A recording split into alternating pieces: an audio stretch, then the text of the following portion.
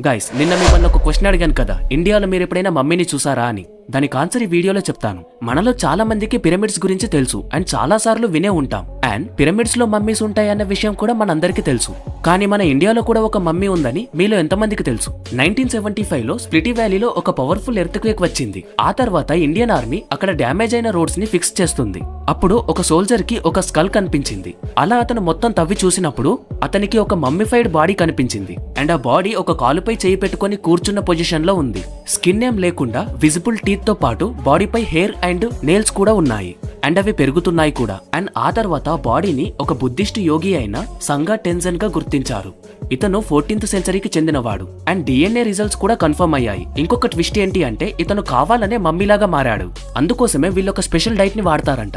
దాని వల్ల బాడీలో ఫ్యాట్ రెడ్యూస్ అయ్యి బాడీ డీకంపోజ్ అవ్వకుండా ఉంటుంది. సో గైస్ మన యూట్యూబ్ ఛానల్ ని కూడా ఒకసారి విజిట్ చేయండి. బయోలో లింక్ ఉంది.